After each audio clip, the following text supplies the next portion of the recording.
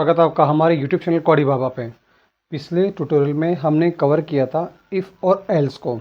ठीक है, इफ़ का एक अलग से बना हुआ था और इफ़ एल्स का अभी मैंने बनाया था। आज हम बात करेंगे टेर्नरी ऑपरेटर्स की कि भाई ये टेर्नरी ऑपरेटर्स होते क्या हैं। सो गाइस, बिना किसी तरह का टाइम वेस्ट करते हुए हम चलते हैं डायरेक्टली हमारे वर्ड फाइल के अंदर। आपको मेरी वर्ड फाइल दिख रही होगी। कंडीशंस हमारे पास ट्रू दो होती है इफ़ एल्स की, ट्रू और फॉल्स। ये आपने देखा ही था पहले। ठीक है, ट्रू का ये, फॉल्स का ये। स्टेटमेंट 1, स्टेटमेंट 2, ये हमारे पास में दो केस होते हैं। अब देखिए, जो इफ एल्स है उसी का शॉर्ट वे होता है टेर्नरी ऑपरेटर्स। ठीक है, उसमें क्या होता है, जो कंडीशन हम लोग बनाते हैं वो कंडीशन हमारी यहीं पे आ जाती है इस ब्रैकेट के अंदर। उसके बाद में इफ़ की जगह ये आ जाएगा यहाँ पे क्वेश्चन मार्क। ठीक है, और एल्स की जगह आ जाएगा ये जो हमने सेमीकोलन लगा रखे हैं वो आ जाएगा। ट्रू स्टेटमेंट होगी तो यहाँ पे फंक्शन, यहीं पे जो है हमारा स्टेटमेंट ख़त्म हो जाएगा और यहाँ पे रन करेगा। लेकिन अगर फॉल्स स्टेटमेंट होगी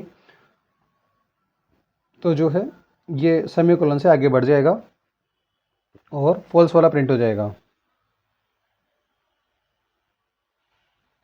ये इस तरह से इफ़ और एल्स को शॉर्ट ट्राइज किया गया है।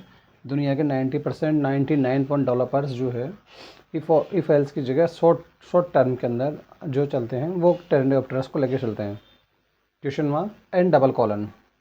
सो गाइस, इसको थोड़ा सा ध्यान से देखिएगा इस सिलेबस को, ये भी काफ़ी इंपॉर्टेंट है अपने आप के अंदर देखा जाए तो। चलो अब हम इसे एक बार प्रैक्टिकल तरीके से देखते हैं। लाइक सपोज़ मैंने वेरिएबल ले लिया x की वैल्यू 15, वेरिएबल मैंने x ले लिया, मैंने z, उसको मैंने कोई डिफाइन नहीं किया। अब कंडीशन डालता हूँ यहाँ पे x ग्रेटर देन 10। ठीक है, x की जो है x बड़ा हो 10 से। अब डाल दिया मैंने टेर्नरी ऑपरेटर, मतलब कि if ternary operator question mark z equal to true. अगर x जो है बड़ा होगा 10 से तो ये ट्रू आएगा रिजल्ट, एल्स डबल सेमीकोलन में z में प्रिंट हो जाएगा फॉल्स। और डॉक्यूमेंट राइटर मैंने z जो है उसको मैंने प्रिंट करा दिया मैंने। अब जो इफ़ एल्स में हम लोग जो हमारे 5-7 लाइन हम बना रहे थे कोड की, वो 7-8 लाइनों की जगह ये डायरेक्टली हमारा एक लाइन में यहाँ पे हमारा काम हो गया। सो गाइज, ये एक तरह से शॉर्ट वे आप समझ सकते हो इसे कि इफ़ और एल्स ये इस तरह से होते हैं। चलते हैं हम विजुअल स्टूडियो में। आपको मेरी स्क्रीन दिख रही होगी यहाँ पर। ये पुराना कोड था अपना इफ़ एल्स का जो हमने पिछले ट्यूटोरियल में हमने किया था। एक बार मैं इसे डिलीट करता हूँ सबको। ठीक है, ये मेरा लाइव सर्वर से चल ही रहा है मेरा। ओके, अब मैंने सब कुछ यहाँ से क्लियर कर दिया है, कंसोल वगैरह। ये कंसोल बंद कर देता हूँ मैं यहाँ से।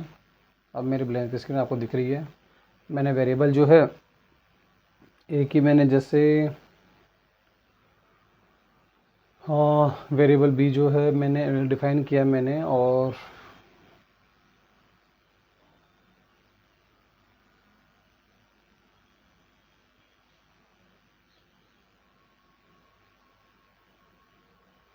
नहीं, बी जो है ये ऐसे कॉल नहीं होगा। Variable B equals to D greater then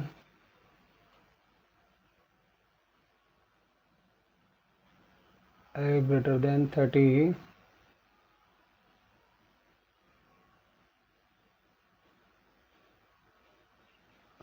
ठीक है, ये डेनोटर लगा दिया मैंने यहाँ पे, और इसका रिजल्ट इज बिग सेमीकोलन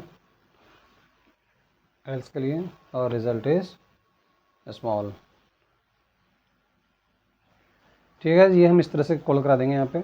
अब मैं जो है इसी को मैं प्रिंट कराऊंगा मैं डॉक्यूमेंट डॉट राइट के अंदर, डॉक्यूमेंट डॉट राइट।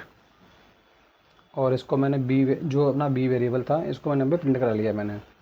ठीक है, अब मैं इसको सेव कर दूंगा।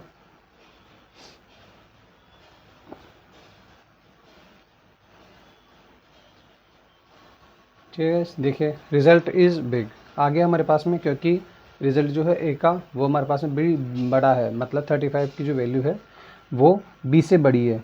हमने कंडीशन ये डाली थी, चेक ये डाला था कि बी जो है वेरिएबल बी के अंदर आया भाई ए ग्रेटर देन 30, मतलब 30 से जो है हमारा वेरिएबल जो है वो चलेगा। तो 30 से हमारा ए की वैल्यू अब ऑलरेडी बड़ी है तो हमारा रिजल्ट इज़ बिग आ गया। मतलब इफ़ वाला केस जो है वो डायरेक्टली इस एग्जाम्पल में कवर हो गया। अब अगर वैल्यू अगर हम कम डाल देते हैं तो फिर जो है रिज़ल्ट जो है स्मॉल आ जाएगा यहाँ पे। जैसे सपोज़ करो कि मैंने ए की वैल्यू चेंज कर दी मैंने यहाँ पे, और जैसे या फिर यहाँ पे चेंज कर देता हूँ मैं, कोई सा भी कर दूँ मैं। जैसे मैंने यहाँ पे सेम सेम कर दिया मैंने 35 तो ये 30 ये आ गया, स्मॉल आ गया एल्स वाला, क्योंकि बड़ा नहीं है, ठीक है। लेकिन अब मैंने इक्वल टू डाल दिया मैंने, अब रिज़ल्ट भी आ गया क्योंकि ये बराबर है। आई होप सो गाइस कि आपके समझ में आ रहा होगा। इतना कुछ वंडर नहीं है या इतना कुछ ब्लंडर वो नहीं है, टफेस्ट ट्यूटोरियल नहीं है कि समझ में ना आए।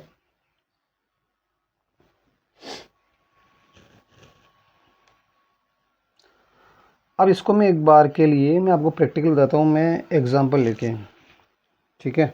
जैसे वेदर वेदर टेम्परेचर डाला मैंने, वेदर का टेम्परेचर डाला मैंने 30, क्योंकि नॉर्मल वेदर का टेम्परेचर 30 होता है। अब मैंने रिजल्ट मैंने बना दिया एक वेरिएबल,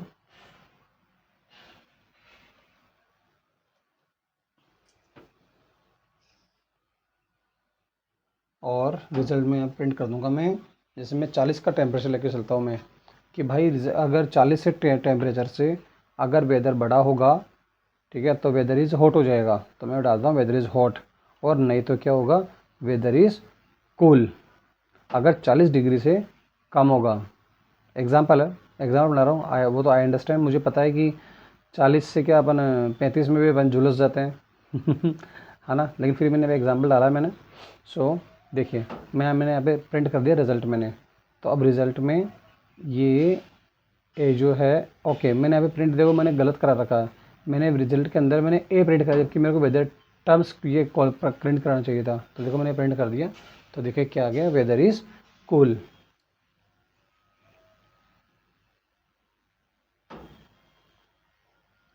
अब मैंने 40 कर दिया बराबर, तो देखो वेदर इज़ हॉट आ गया।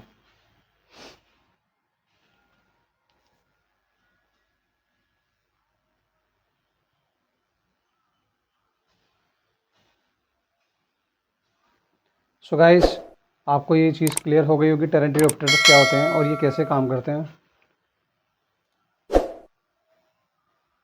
नेक्स्ट ट्यूटोरियल में हम कवर करेंगे स्विच केस को, कि स्विच केस क्या होते हैं और स्विच केस कैसे काम करते हैं। सो गाइस, अभी के लिए thank you so much. Channel को सब्सक्राइब लाइक जरूर करिएगा, और अगर कुछ भी आपको कुछ कमेंट्स हो तो आप कमेंट जरूर करिएगा। Have a good day, bye bye.